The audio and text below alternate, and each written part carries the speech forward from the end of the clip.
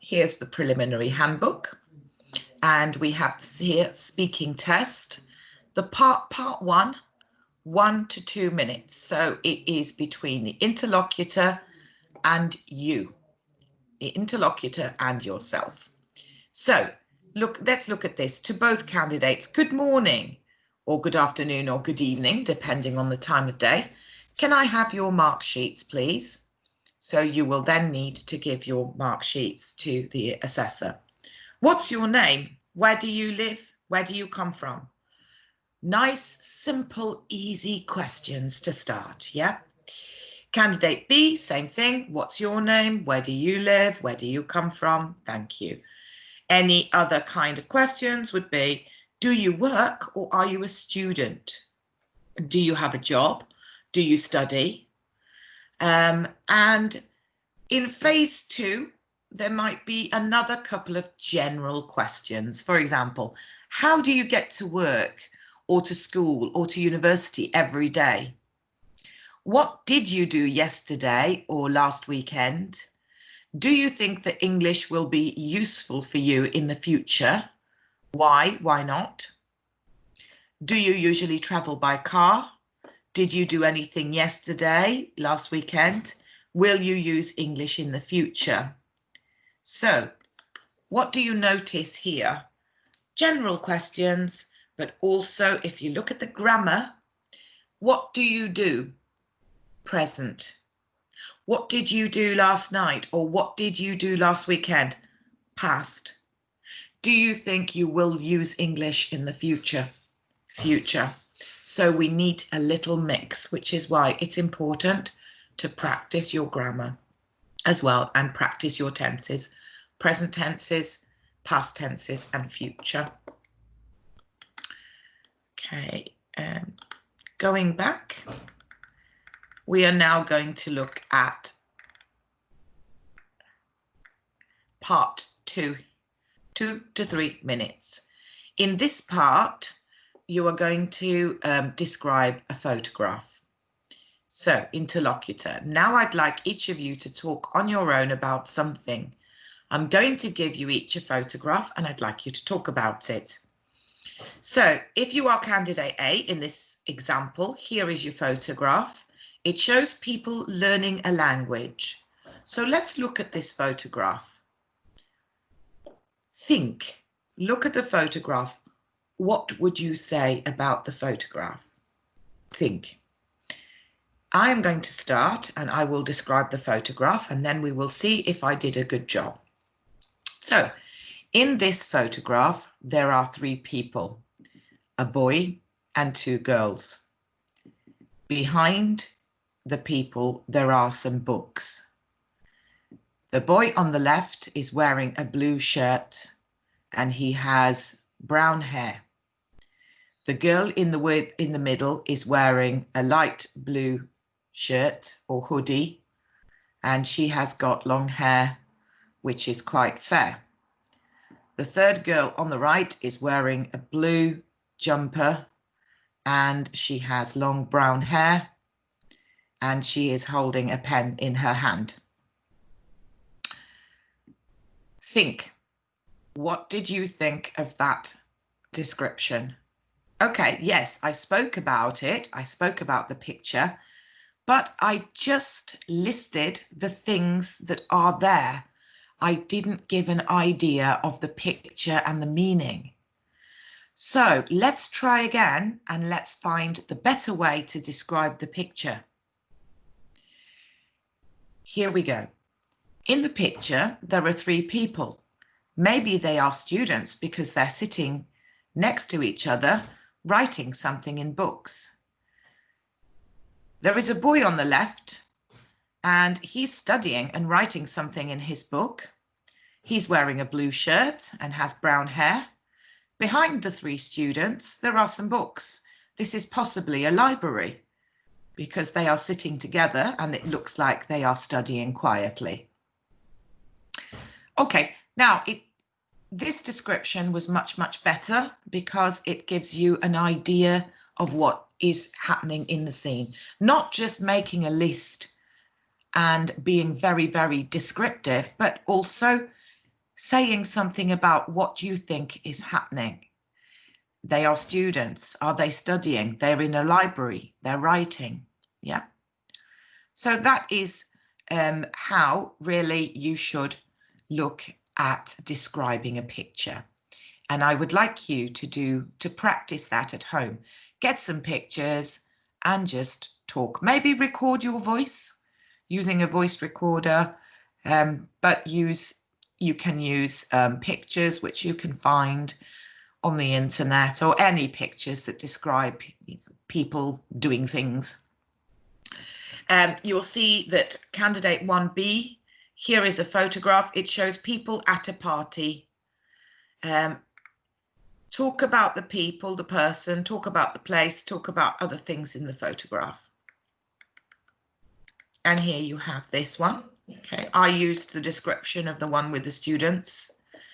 You can use this one of the party, use that to practice yourselves, and also use other pictures if possible. Right, let's have a look now at part 3 and 4, 6 minutes. In this one, you can see this picture here, which unfortunately here we have upside down, but you can see what is going on here. Now, in this part of the test, you're going to talk about something together for about 2 minutes. I'm going to describe a situation to you. So, looking at this picture, you will have a situation to describe, which is: a young man works very hard and has only one free day a week. He wants to find an activity to help him relax. Here are some activities that could help him relax. Talk together about the different activities he could do and say which one would be most relaxing. All right, now talk together. So here you have this situation and you have these activities. You have 2 minutes. You are talking together with the other candidate, the two of you, and you're talking about finding an activity to help this man relax. So if we take this activity as an example, you could say, what do you think about cooking? Do you think that would be a good one for him to relax?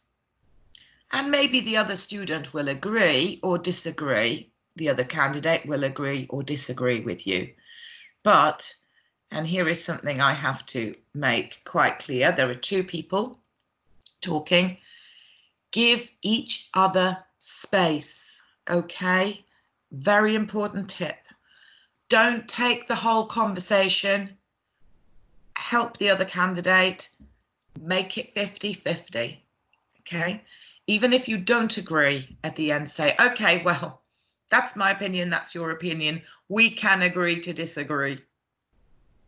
But give each other space. If you see that the other candidate is very quiet, not saying anything, ask them a question. What do you think of this? Okay, make sure it is 50-50. Okay, let's go back to our activity. Part 4, again, it follows from part 3 in that the topic here was about free time and activities that help you to relax. So in part 4,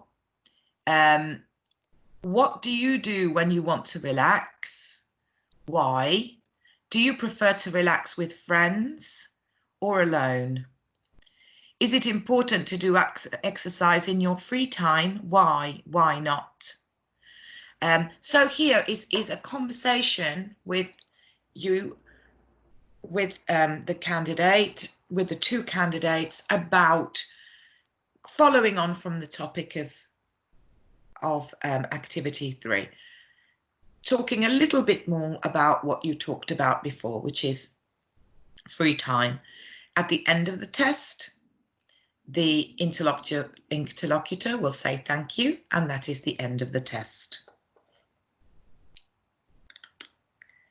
Now, There is more detail in that handbook if you want to read a little bit more about how the speaking test is conducted. So I'm going to give you two things to do.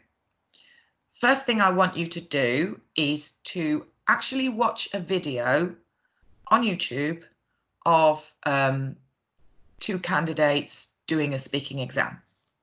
And this is quite easy to find. You'll find it's quite easy.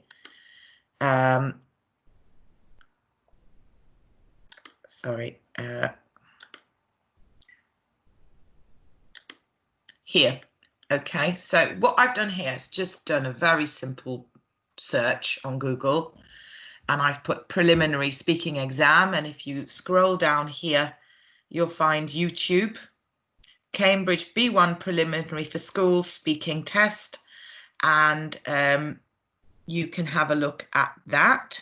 Or there's this one from 2020. I think that one looks good because 10th of December from 2020. I'm not sure whether that's, but anyway, any of these are good. Okay, so you've got a Cambridge assessment, English, and your video is there.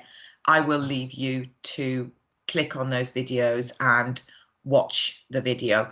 It's about 11 minutes 05, this one, isn't it? Yes, that's it. So hopefully that should take you there. So, okay, task number one. What?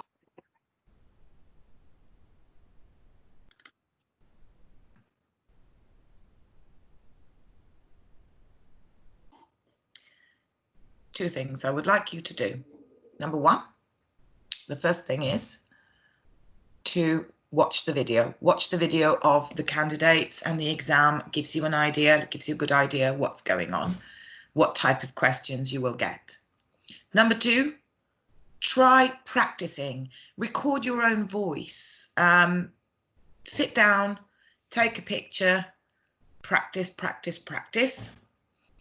And I think that's it. For the rest, you will need to just keep practicing your English, grammar, familiarity with the tenses, the present, what's going on now, what went on in the past, what will happen in the future. And practice makes perfect. So keep practicing. Thank you. Bye.